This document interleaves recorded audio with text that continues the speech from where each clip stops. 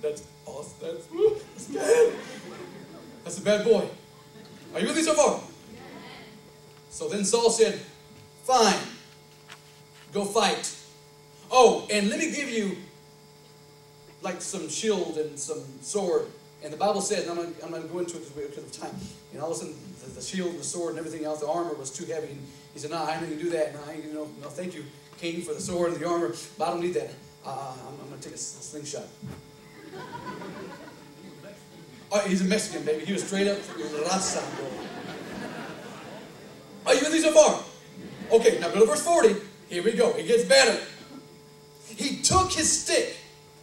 All right, there you go. Not a sword, folks, a stick. Took a stick in his hand and chose for himself 5 smooth stones from the brook. And he put them in the shepherd's bag, which he had, and even in his pouch, and a sling was in his hand, and he approached the Philistine. No sword, no armor bearer, no armor, a stick, and a sling. The Bible says he took 5 smooth stones. Anyone know why he took 5 smooth stones? Let me tell you why. 5 smooth stones, not because, just in case I missed, no. 5 smooth stones, actually in 1 Kings, the Bible talks about Goliath. Goliath had 4 sons. So what David said, I'm going to go take down the daddy and then kill the whole family as well.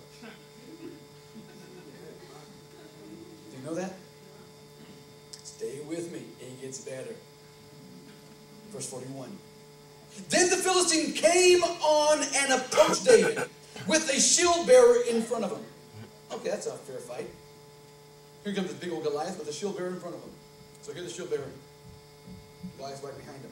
David's with a stick and a sling and 5 stones in his pouch. Keep going with me.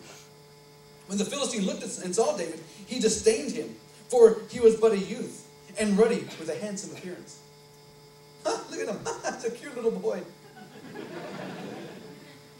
Then the Philistine said to David, am I a dog that you come with me with sticks?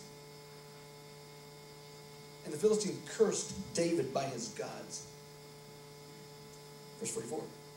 The Philistine also said to David, come, little boy, come to me, and I will give your flesh to the birds of the sky and the beasts of the field. Then David said to the Philistine, yeah, you think so?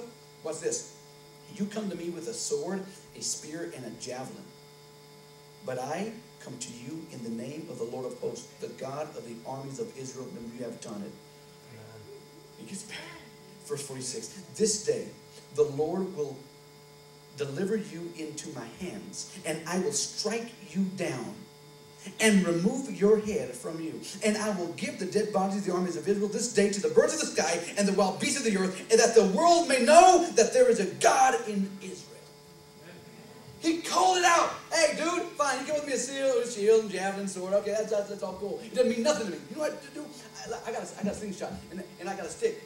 But here, I don't come with you with a weapon. I come to you with the greatest weapon of all time, the God of the armies of Israel, whom you have taunted. This is what I'm going to do to you, man. Because you have messed with me. Because you messed with my people. Because you messed with the people of God. What I'm going to do to you, I'm going to kill you. I'm going to strike you down. I'm going to kill you. And after I'm going to kill you, I'm going to chop your head out. After I chop your head off, you know what I'm going to do? I'm going to lift up your head so the earth may know that there is a God in heaven. You know why? Because this little guy is going to take you down. Oh, gosh. Are you so far? All right, stay with me. So then here it is. Go to verse 48. Then it happened, when the Philistine rose and came and drew near to meet David, that David ran quickly toward the battle line to meet the Philistine. Ever been in a fight? All of a sudden, I remember again, when I was younger, when I was in the world, I used to fight all the time. And when I would fight, I would, you get into a stance, you get ready to watch, right? And all of a sudden, if a guy comes at you, it's always just by instinct. But when a person comes to you, you kind of step back real quick to make sure he's not making a move on you, right? That's just how you fight. You kind of step back, make sure you're good, and then you go for the kill, right? Okay. I use that as an example because notice what David did. David, when the Philistine went at David didn't go back. David went right at him. That's psychotic. Because in a street fight, you don't do that. In a street fight, you don't go right back after him. No, in a street fight, you kind of wait because you don't know if he has a knife, don't know if he has a gun. You don't know. You know what I'm saying? David said, come. He went right after him. That's what David did. Did you not read this? Stay with me. It gets better. And David Verse 48, then it happened when the Philistine rose and came and drew near to meet David, that David ran quickly to the battlefield, the battle line, to meet the Philistine. Now, verse 49. And David put his hand into his bag and took from it a stone and slung it. This is awesome. And struck the Philistine in the forehead. And the stone sank into his forehead so that he fell on his face to the ground. I want you to know this because this is where David and Goliath, the whole story changes for you today. The stone hit him in the forehead, sunk into his face, and he fell on the ground. Did it say he died? But for years we've been preaching. And David killed Goliath with a stone. No, he didn't. Keep going with me. Verse 50.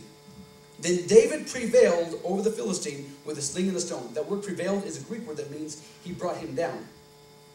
Now watch this. And he struck the Philistine and killed him. Did you catch that?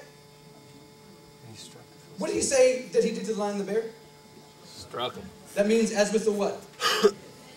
What did he say? The same thing I did to these lions and bears, I'm going to do to what? To him. So what does he do? Brought him down, and he goes to him and struck him, and what? You know what killed Goliath? Was not a stone, it was the fist of David.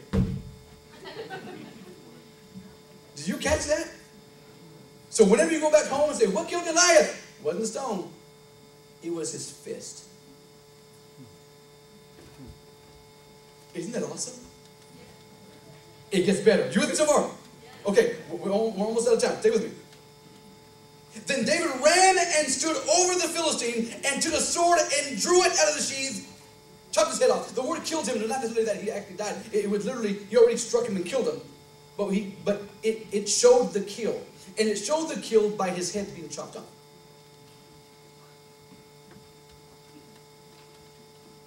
You say, what was all this for? Because my friend, my brother, my sister, you're about ready to go in one of the biggest battles of your life. You're about ready to walk out these doors and you're about ready to throw down. You're not going to throw down necessarily physically as much as you're going to throw down spiritually. I would rather be in a physical fight because a physical fight will last about 2 to 3 minutes, literally. But a spiritual fight can last you 2 to 3 years. And some of you tonight are going home to one of the biggest spiritual fights of your life. Now I'm going to ask you to write down 3 things that will change your life. And if you hold on to these things, you'll never be the same again. Number 1, write this down. Bless you. See the battle before it begins. Write that down.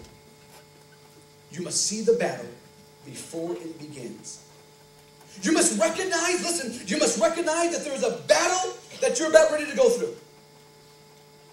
You're going home, you're going with friends, to a boyfriend or a girlfriend, you're going back to the temptations, you're going back to the battle, but you must see it and recognize you're in the fight of your life. You've got to see the battle before it begins, my friend. David saw it. You know how he saw it? Oh, this guy thinks he's going to throw it down. No, hey. Say, Saul, I got this guy. And I'm going to tell you what I'm going to do. What I'm going to do is I'm going to get this guy and I'm going to beat him up. Just like I get the lion and the bear and I'm going to strike him with my fist. I'm going to kill him with my own fist. And then to show everyone that Jesus Christ or that God is Lord and that God is the armies of Israel, I'm going to chop his head off so the whole earth may know that there is a God in heaven. And so that's what I'm going to do. In other words, David, before he even did it, already saw what he was going to do. Look at me. Visualize what you're going to do. Do you see it? Some of you are going to want to serve God. Look at me. Visualize it. Some of you are going to want to worship. Look at me. Visualize it. You must already visualize what you're going to do. So for some of you that don't know, in 2006, I was in the Arena Football League with the Austin Wranglers. And my brother back there also plays football, my brother Gilbert, man. And so he understands what I'm talking about. Before any game, bro, you visualize. You're visualizing, man, when the ball hits the net, and I got to catch it because I was a kick returner, I was a special teams player. And then I had to run for my life, not necessarily for a touchdown. And I had to visualize. I got to visualize the catch. I got to visualize the seam. I got to visualize where I'm going to go through. I got to visualize if I'm going to go through the right to the left. I got to visualize the open hole for me. I got to visualize. You got to see. I'm not even suited out, but I'm already seeing it. In the same way, in the battle of life, you got to visualize how you're going to come out of your temptation. How are you going to make it through